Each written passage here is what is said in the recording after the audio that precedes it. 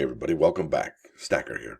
In today's numismatic news and information for the 9th day of October 2023, I'm going to drag you over to moneymetals.com so I can show you those live spot prices. Everything bounced over the weekend because, well, you know, gold up 1805 to 1861.40, silver up a nickel to 21.86, platinum up $6 even, Steven to 899.85, and palladium down 75 cents to 1195.90.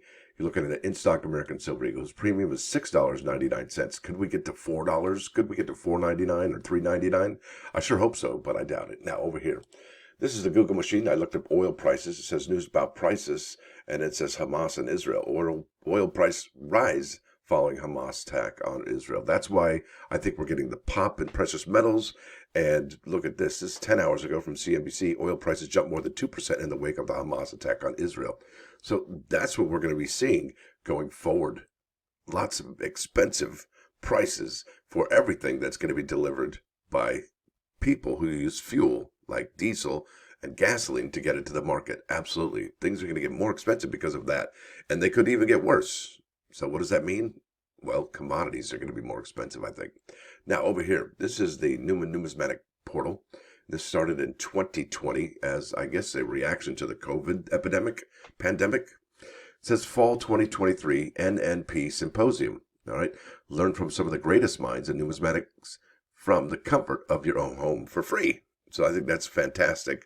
And I'll show you what's going on here. It's actually really cool. And really, honestly, the basis of this hobby is education. If you don't know what you have, you probably, like for example, if you go ahead and go to the bank and you get a box of nickels or a box of Lincoln cents, and you got to ask yourself, what am I looking for? Well, you probably shouldn't even have bought the box from the bank in the first place, unless you're just looking for shiny ones or ones to fill in the dates in your book. But ultimately, you have to know what you're looking for in order to find it, right? I mean, that's pretty simple, right? All right, this is all about education, and education is the key to this hobby. So from November 2nd through the 4th, 2023, that's less than a month now, it says we're back with a fully virtual event this fall. Unlike past events, we won't be requiring participants to register. Check back here for full schedule and Zoom links as the dates approach, and sign up for our email list if you want to be notified when the full schedule is ready. So I'm going to show you here some of the schedules, some of the participants. Here it is. When is it? The next NNP Symposium will be November 2 through 4th, 2023. The current list of speakers is available below. We're still adding to this list, and you can actually register to be a presenter here. Isn't that cool? So check back often to see what we've been adding. Now, how to attend? Here we go. Come back to this page. We'll have the full schedule and Zoom links available. Here we go. There's a feature video, the Harry Bass Jr. collection. Now, look at this. Katie Ameku, Ray Feller, and Steve Feller, Japanese American Relocation Center monies. And it sells it right here. Look at this. Here we go. Now, shortly after Pearl Harbor and early World War II, President Roosevelt released Executive Order 9066 that caused the internment of Japanese American citizens. Numerous camps were set up in the United States, mainly in the interior of the western states. The three presenters have been studying the various forms of money used at these camps and have learned many kinds of purposes. All right, this is going to be amazing. These will be presented in an illustrated talk and discussed at some length. Do you have any of these coins they're talking about or money they're talking about? I don't even know. I didn't even know that was a thing. But we have an opportunity to learn what's going on there. Now, check this out. This is by Pat Flynn, running a successful coin club. Pat Flynn, president of the Fairfax Coin Club in Vienna, Virginia. We'll talk about how the club has grown to over 150 members in just 6 years since its founding. Flynn will discuss things they've done to keep engagement and retain membership, providing new ideas for other club officials. So I thought that was pretty cool. I had to share that. There's a lot of cool stuff going on now. Look at this one. This was, I thought, one that I got to check out. Easy Money, American Puritans and the Invention of Modern Currency by Dror Goldberg. All right, where did our gold-free legal tender currency come from? Well, this new book tells how the colony of Massachusetts Bay invented modern currency by shifting money's foundation from intrinsically valuable goods, such as gold and silver, to the taxation of the state. Weaving economics, law, and American history, the invention is attributed to special character and circumstances of the Puritans who created English, America's first intellectual center and trade hub. Isn't that something? Here we go. Little Lewis, how a piece of small change sparked a fashion craze and an international scam. This is pretty wild. I didn't know about this, but then again, I'm not that smart either. So, Devin Kane. Now, that's our family's last name is Kane. Who knew? In normal circumstances, the French silver coin, 1/12th ECU equal to 5 sols tournois. I think that's how you say it, would have remained an unremarkable piece of small change. However, a sudden fashion craze in the Ottoman Empire created a huge demand for the coin. This gave speculators, a bunch of minor princes with minting authority, the arbitrage opportunity to make a lot of money. The scam soon followed. Join us as we follow the story of this little coin and the various principalities that decided to join the party. Isn't that something? Here we go. Untangling Ichibu, I think. I don't really know how to say that. My Japanese is really poor. It says here, Kicho Ichibu were minted in Japan from 1601 to 1695, and there's been no significant research into this widely diverse issue in the English-speaking world. Depending on its source, it's claimed that there are anywhere from 3 to 12 significant types.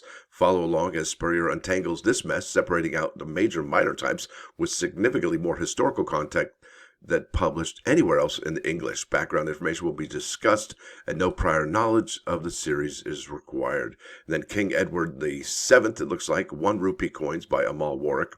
This presentation focuses on some of the unusual types of $1 or 1 rupee coins. Dollar, isn't that funny? King Edward the Seventh minted during his reign between 1901 and 1910. Well, it's a short term. It will document different varieties of 1 rupee coins that were minted for circulation, not proof or pattern coins, during the short period of time. This will be an updated version of the article, The 1 Rupee Coin of King Edward VII, published in autumn of 2023 Journal of the Oriental Numismatic Society. Isn't that fun? Now, let's keep on keeping on here. Now, here's some of the recordings from the past, right? Past recordings. As says here, we record each presentation at the NNP Symposium and upload it to the Numismatic portal so that they'll be accessible for years to come and generations to come, I would think. Below, you can download an Excel spreadsheet that indexes every presentation with the presenter, title, category, and a few other helpful notes. You can go directly to individual presentations from there or view all of them on the NNP with the button further down. So there's downloads, view all on the NNP. But look, here's the feature ones. Crypto, criminals, and the future of money. I thought that might be checking out soon. Cryptocurrencies made the headlines over the past couple of years as prices have soared to new heights and crashed. Join us for a discussion about what cryptocurrency is, along with a breakdown of some of the more important headlines from the past couple of years. The Q&A with James Passon and Rob Rodriguez that followed the video premiere is available here. Bam! United States coin in the American Numismatic Society cabinet. That's over here. You should check that out. It says here the ANS, that's American Numismatic Society, was established in 1858 and has amassed an impressive collection over the last 150 years. Join us on a tour through some of the highlights of their U.S. collection, followed by Q&A with curator Jesse Kraft, available here from fall 2022. Then you got a behind-the-scenes look at the Hansen collection, and that contains over 12,000 pieces and is aiming for a set as complete as Eliasberg's or better. And if you don't know who that is, well, welcome to the party. I don't either. This production from spring 2022 includes the first video interview that Deloy Hansen has done discussing his coin collection. It was followed by Q&A with curator John Brush, available there. Now, United States coins in the National Numismatic Collection. It'd be cool to see actually the Smithsonian, let's see their coin collection. I think that would be amazing. You know, what does the United States government have in their coin collection? And I don't think they would ever sell it, but gee whiz, it'd sure be cool to find out what they have in it. United States coins in the National Numismatic Collection. We produced this video about the debut for the fall of 2021 NNP Symposium. It was followed by Q&A with curator Ellen Feingold and collection manager Jennifer Glode. Available here. Check that out. That should be pretty cool. Now, with that said, let's go to the plus ones. I think that went way too fast.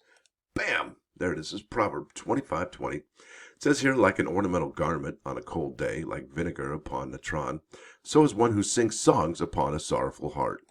Yeah, you know, I think Sukkot just ended, and then that Hamas attack happened, you know, in Sukkot. When Sukkot ends, they restart, I believe, with Genesis. You know, but before that, they have a party, and I don't know if having that party or that celebration maybe falls under this Proverb 25, because it says here, and if you don't understand that, that's okay. It's hard to wrap my hand around it as well. Something that is beautiful and pleasant at the right time can be totally inappropriate at the wrong time. So yeah. Do you even celebrate at a time like that when people are getting attacked and things? It's so hard. We live in such tough times. Right? Oh, man. Let's go here to the 99.9 KON Queenies Radio. This is the Smiths, Well, I Wonder. I really dig the ending of this song. It's got all that rain.